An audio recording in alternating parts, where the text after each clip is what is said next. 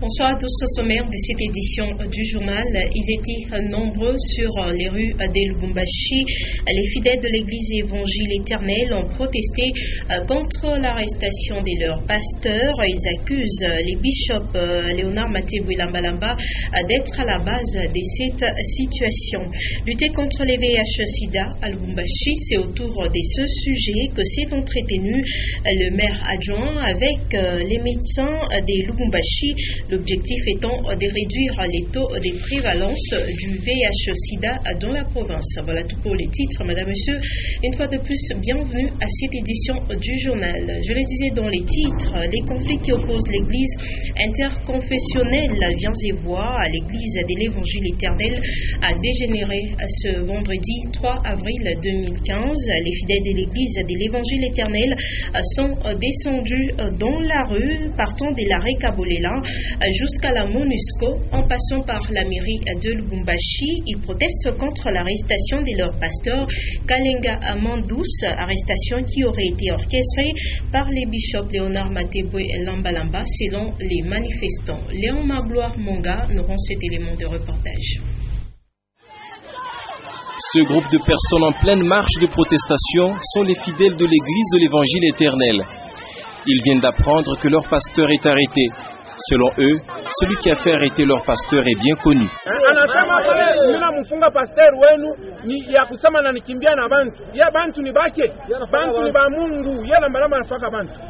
Il est libre na wakati yake inaenea ya kufanya kanisa yake.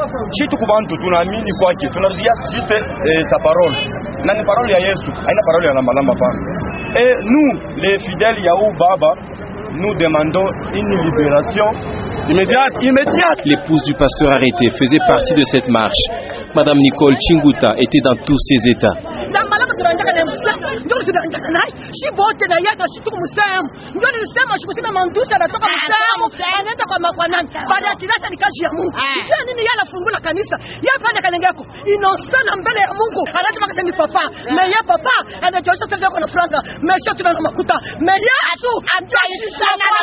Toutes les tentatives pour arracher le son de cloche du bishop Léonard Matebwe Lambalamba mis en cause dans cette affaire se sont avérées vaines. Et même le cabinet d'avocats conseil du bishop n'a pas voulu émettre un commentaire là-dessus. Maître Zakwani Wassa et associés ont déclaré hors caméra que le moment n'est pas encore venu pour éclairer l'opinion publique dans cette affaire. Et en parlant toujours religion, plus qu'un jour nous sépare de la veille pascale dans l'église catholique. C'est dans ce cadre que plusieurs chrétiens catholiques vont se rappeler de la passion du Christ. On ne parle pas alors d'une messe pour ce vendredi saint, mais plutôt de la commémoration de la passion de Jésus. Sylvie Moussaou Benkaimbe. Deux temps forts sont retenus à la cérémonie du vendredi saint. D'abord, la célébration de la passion du Christ qui est un récit à la place de l'évangile qui retrace l'histoire de la mort de Jésus. Le vendredi saint, nous catholiques, et pour tout chrétien qui se respecte, un chrétien convaincu de son salut qui lui a valu au travers la passion du Christ, quand on arrive ce jour-là, on entre dans le bain de cette célébration de la passion du Christ. Une manière de dire merci d'abord à Dieu de cette faisabilité à pouvoir prendre la chair et accepter qu'il soit humilié. Le vendredi saint, le rituel prévoit aussi la vénération de la Sainte Croix. Une autre façon de vénérer ces saintes, de vénérer sa passion, de vénérer son sang.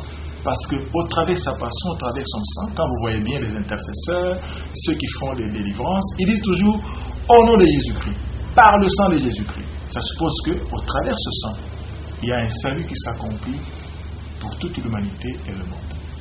Peu avant le début de la messe, les fidèles ont eu à participer au dernier chemin de la croix, organisé dans toutes les paroisses de Lubumbashi. Voilà, vous avez donc reconnu la voix de Diane Kassongo Nyota.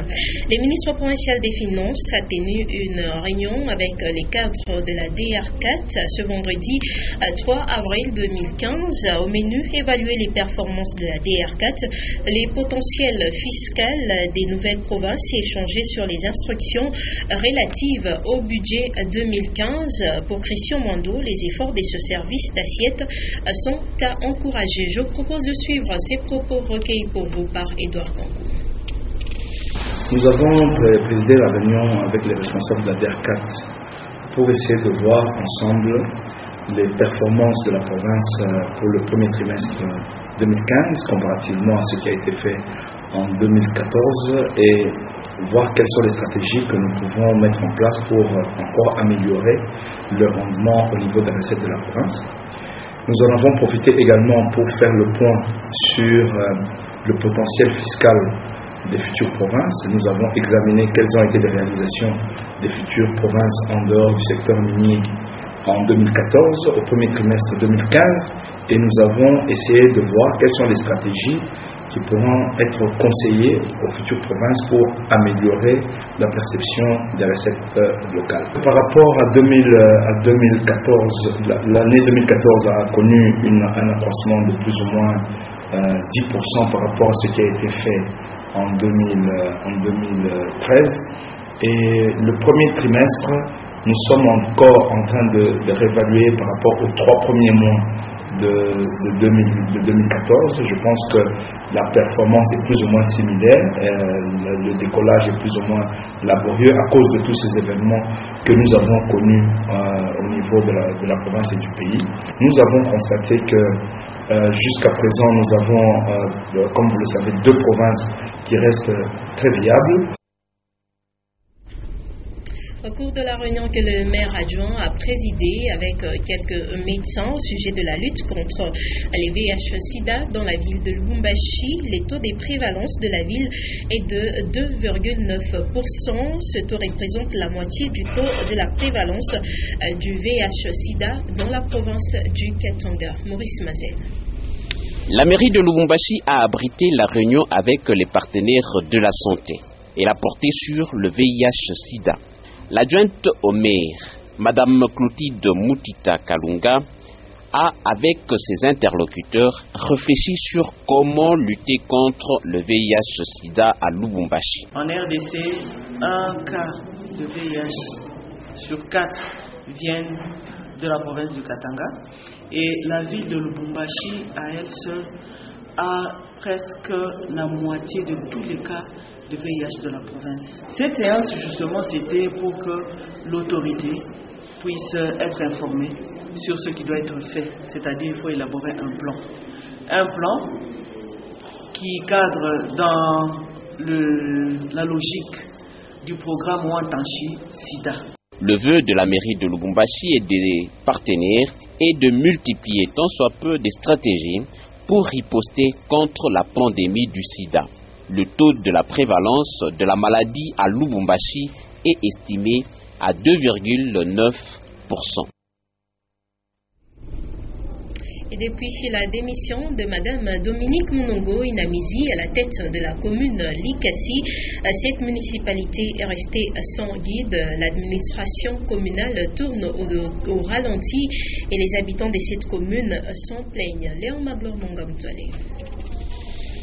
Le décret de la nomination d'un nouveau bourgmestre pour la commune-ville de Likasi se trouverait dans un classeur sur la table du ministre national de l'Intérieur.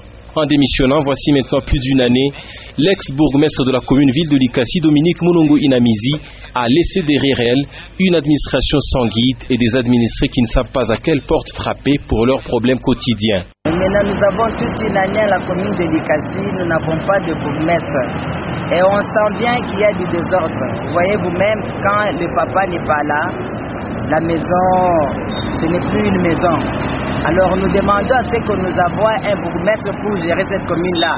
Parce que le désordre commence à se faire voir même à l'extérieur de la commune. Une ville doit avoir quand même son bourgmestre qui doit diriger l'entité. Mais ici chez nous, ça fait pratiquement une année.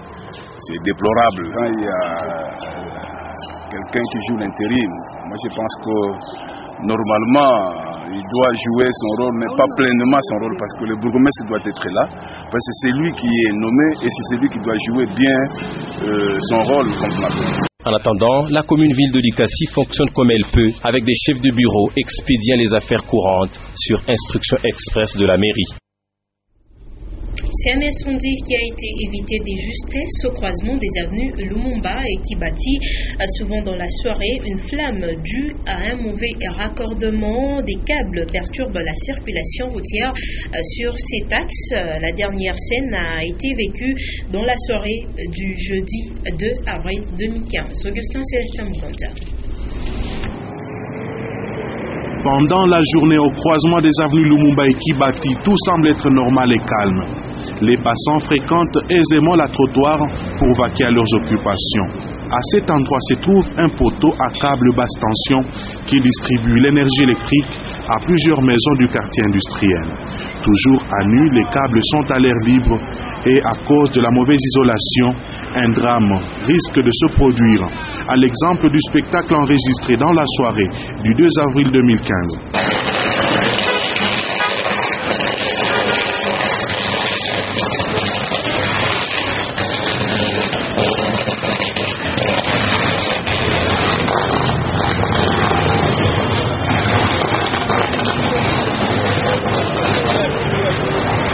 Pendant plusieurs minutes, le feu a embrasé la petite cabine communément appelée Bessa. Selon les témoins, quelques agents de la SNEL auraient effectué des travaux de dépannage à cet endroit et ont abandonné le câble sans bien les isoler. Le feu s'est éteint de lui-même et pouvait causer plusieurs dégâts. Cette situation a perturbé la circulation routière sur les avenues Lumumba et Kibati. Et la réfection de certaines avenues se poursuit dans la province, précisément à Lubumbashi. De ces avenues, on compte l'avenue Assosa, située au quartier industriel. Les travaux y sont effectués depuis plus d'un mois. Sylvie Moussa ou Ben Kaimbe. Difficile d'apercevoir des motards avec des casques reçus du gouvernement provincial. À Machipicha par exemple, les transporteurs à moto qui utilisent ce genre de casques sont à compter au bout des doigts. Même les autres casques ne sont pas portés. La plupart des motards soutiennent qu'ils n'avaient pas reçu les casques suite à la rupture de stock. Moi, je ne porte pas de casque parce que je n'avais pas eu lors de la distribution. Ce que j'ai acheté, c'est déjà cassé.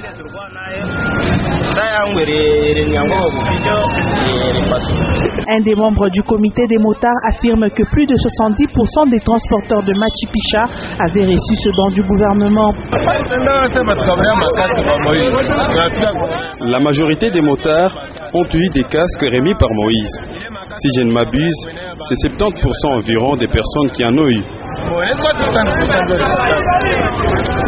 Même les transporteurs qui avaient reçu des casques ne les utilisent pas, ils les rangent à leur moto. Les responsables du comité estiment que les efforts que fournissent les autorités locales afin de doter les motocyclistes des casques pour leur protection sont vains, car les motards eux-mêmes préfèrent des casquettes par rapport aux casques. D'ailleurs, les responsables interpelleraient chaque matin les motards sans casque. Voilà, madame, monsieur, toutes nos excuses. Vous avez suivi là l'élément en rapport avec les casques utilisés par les motards qui s'est fait de plus en plus rare. Je disais bien avant, la réfection de certaines avenues se poursuit dans la province du Katanga et précisément à Lubumbashi. De ces avenues, on compte Assosa, située au quartier industriel. Les travaux y sont effectués depuis plus d'un mois. Suivez. Voilà, vous aurez sûrement à suivre cet élément dans nos prochaines éditions. On parle autre chose. La première semaine de la campagne de soins gratuits à Lubumbashi vient de toucher à sa fin. La première évaluation est satisfaisante et selon les docteurs Kanguja, médecin directeur à la présidence, plus de 12 000 personnes ont été consultées et 404 personnes ont subi une intervention chirurgicale. La première dame, Olive Lembe Kabila, a fait le tour ce vendredi dans les 3 sites. Elle a aussi remis des chaises roulantes à quelques personnes vivant avec handicap. Vous aurez à suivre cet élément dans nos prochaines éditions. Et puis on va parler sport. On va prendre ces messages du président du tout-puissant Mazembe Anglebert, Moïse Katumbi Chapwe, demande aux supporters de soutenir leur équipe, donc l'équipe du tout-puissant Mazembe Anglebert du début jusqu'à la la fin du match dès ce dimanche contre Mamelodi Sundowns d'Afrique du Sud. Suivez. Oui, c'est un grand match. C'est pourquoi je suis rentré ce matin, parce qu'on a un très grand match. C'est un match où je demande la population katangaise de soutenir leur équipe et surtout les supporters de Mazembe qui seront au stade. Ils doivent chanter du début à la fin. Parce que là, nous sommes des chrétiens, c'est Pâques. Nous devons célébrer ensemble Pâques avec le joueur. Donc je demande à tout le monde d'accompagner notre chère équipe. Parce que nous avons besoin de la victoire, on a besoin de la qualification. Puis, kama mirudia, nijua kusema ni wakati ya Pâques. Shibote tuko ba chrétien, tunasalaka ni Pâques, il faut tuakompanye wa joueur. Pendant hii periode ya Pâques, ya kusema hii match tuwine, tuende kumbele parce que hatuna na droit ya erreur. Ni ile vile mutaimba kumwanzo na kumwisho mwe wenyewe mutaona. Kila siku kama tunaimba mzuri, Mungu anatuakompanyaka. Tuchukue timide au joueur kama analabisha tunampigia mikono kumwankuraje. Hapana nasema kwanza kuangalia joueur kama analabisha tunamzomea, hapana. Joueur faut kumwankuraje ya kusema no, twende mbele, tout est possible, l'impossible n'est pas Mazembe. Na mwe ba supporter mwe mnafanga ekipi yenu mamoma ya madifikulte njo pakonesha bo supporter ya kweli. Kama unaona muko na mwenzako kumpembeni yako na kritike ana supporter wa kweli, mwambie ndio acha kusema shie tuko na communier pamoja na ekipi. Mimi nalomba bote communion pamoja na ekipi na kupousser ekipi ku victoire. Voilà qui met donc fin à cette édition du journal sur Nyota Télévision. Madame, Messieurs, si vous venez de nous prendre diffusion en cours, retenez qu'ils étaient nombreux sur les rues de Lubumbashi. Les fidèles de l'église Évangile Éternel ont protesté contre l'arrestation de leur pasteur. Ils accusent les bishops Lambalamba d'être derrière cette situation. Et lutter contre les VIH-Sida à Lubumbashi, c'est autour de ce sujet que s'est entretenu les maires adjoints avec certains médecins de Lubumbashi, l'objectif étant de réduire les taux de prévalence du VIH-Sida dans la ville. Merci donc à vous de nous avoir suivis. Retrouvez à 23h Titiane Bouy pour une nouvelle édition du journal en français. Et moi je reviens demain à 17h30 et 19h. Très bonne suite des programmes sur nos ondes.